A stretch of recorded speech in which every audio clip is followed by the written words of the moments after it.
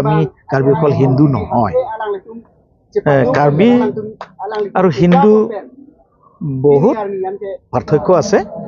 আজি ভাৰত স্বাধীনতা পোৱা ৭৫ বছৰ পাৰ হ'ল, তথাপিও কাৰ্বি এটা ক্ষুদ্ৰ জাতি সত্তা। সেই জাতি সত্তাত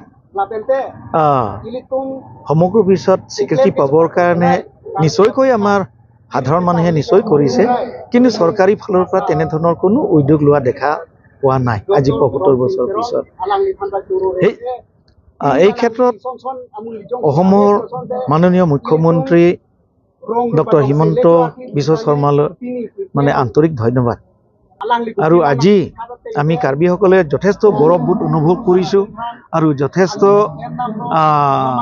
ছেফটি আমাৰ ধৰ্মীয় ফালৰ পৰা আমি যথেষ্ট মানে ছেফটি অনুভৱ কৰিছোঁ, যিহেতু আমাৰ কাৰ্বি যিটো ধৰ্ম, আমাৰ যিখিনি ধৰ্মীয় যিটো পাৰফৰ্মেঞ্চ, ৰিলিজিয়াছ পাৰফৰ্মেঞ্চ যিবিলাক, সেইবিলাক দেখা পোৱাৰ পিছত দেখা যায় যে আমি কাৰ্বি অকল হিন্দু নহয়, কাৰ্বি আৰু হিন্দু বহুত পাৰ্থক্য আছে। সেইটোলৈ মই নাযাওঁ, কিন্তু এইটোৱে আমি মানে অনুভৱ কৰিছোঁ যে অন্ততঃ চৰকাৰে আজি কুৰুচাৰসকলক অসমীয়াত ক'বলৈ গ'লে যিটো পূজাৰী যিটো কয়, চেকাৰকলি কৰা মানুহবিলাকক আমি সাধাৰণতে কুৰুচাৰ বুলি কোৱা হয়। যিটো চৰকাৰীভাৱে যিটো স্বীকৃতি প্ৰদান কৰিছে, অদূৰ ভৱিষ্যতে কাৰ্বি সমাজতো এটা ধৰ্মীয় স্বীকৃতি পাব বুলি আমি আশা কৰিব পাৰোঁ। যদি বিজেপি চৰকাৰ যদি অসমত চলাই থাকে আৰু 10 বছৰ 20 বছৰ যিমানেই হওক, আশা ৰেঙনি দেখা যায় কাৰ্বিসকলেও নিজা ধৰ্ম এটা চৰকাৰী স্বীকৃতি পাব।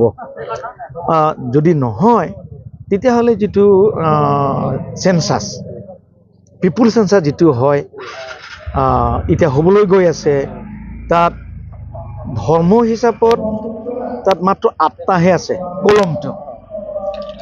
তাত হিন্দুটো আছে, খ্ৰীষ্টিয়ান আছে বা অন্যান্য তেনেকৈ আছে আৰু ভালেমান, কিন্তু আদাৰ্ছ বুলি তাত নাই। আগে পিছে আদাৰ্ছ বুলি থাকে, তে এই 8টা কেটেগৰীত নপৰা মানুহবিলাক সেই আদাৰ্ছত সোমাই যায়। কিন্তু দুখৰ বিষয় হ'বলৈ গৈ আছে, আমি যিখিনি নন অফিচিয়েলি যিখিনি গম পাইছোঁ, এইবাৰ বোলে আদাৰ্ছ কলমটো নাথাকিব।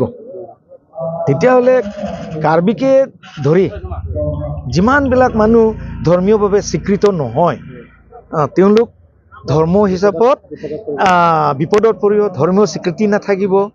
গতিকে আমি ন' ৰিলিজন, কোনো ধৰ্ম নাই, ঠিক এনেধৰণৰ আহি যাব। আজি দিনটোৰ বিশেষকৈ নমাটি সমষ্টিৰ কাৰণে, বিশেষকৈ কাৰ্বিৰ পূজাৰীসকল আৰু যিসকল কাৰ্বি পৰম্পৰাৰ পৰা আগৰ পৰা যিসকলে মানে মানি চলি আহিছে, তেখেতৰ সকলৰ কাৰণে আজি বহুত শুভ দিন আৰু আমাৰ কাৰণে পবিত্ৰ দিন বুলি ক'ব লাগিব।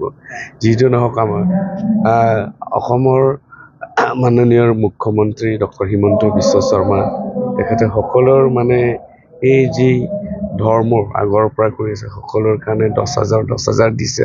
সেইকাৰণে নমাটি যি পূজাৰীসকলে ইয়াত বহুত আজি আনন্দিত। আৰু আজি 305 জনৰ কাৰণে পাইছে, আৰু নোপোৱাবিলাকো তেখেতৰ যেতিয়া ডিফু আহিছিলে, তেখেতৰ ভাষণত কোৱা গৈছে যে নিদিয়াবিলাকৰ যিসকলে মিছ কৰিছে, লিষ্টবিলাক জমা কৰিছে ইতিমধ্যে। আৰু ইয়াত কাৰ্বি ৰঙচা ৰামাই আৰু কাৰ্বি আৰণবাৰী মামাই তেখেতে সকলে গোটেইখিনি লিষ্ট কালেকশ্যন কৰিছে, আৰু আমাৰ মণ্ডল কমিটিৰ আৰু আমাৰ যি বিজেপিৰ কাৰ্যকৰ্তাসকলে সহায় সুযোগ দিছে। আৰু আজিৰ দিনটোৰ কিছু কথা আমি ইয়াত আলোচনা কৰিছোঁ। আহিবলগীয়া দিনত যি আমাৰ যোনটো ধৰ্ম, এইটো কেনেকৈ আমি আগুৱাই লৈ যাব লাগিব, সকলৰ কথা আমি আলোচনা কৰিছে। আৰু এই কিছুমান আমাৰ এই সংগঠন আছে, আৰণবাৰী মামাই বুলি আৰু কুৰুচা ৰামাই বুলি, এই সকলৰ কথাবিলাক আলোচনা কৰিছে। আৰু নিশ্চয় আমি এইকেইদিনৰ ভিতৰতে Karbi Anglong autonomous council CM মহোদয়ক লগ পাম, মেমৰেণ্ডাম আকাৰে দিম। কিছুমান অভাৱ অভিযোগ আছে আৰু বিশ্বাস CMৰ ওপৰত বিশ্বাস আছে যে আমাৰ এই অভাৱ অভিযোগটো তেখেতে দূৰ কৰিব।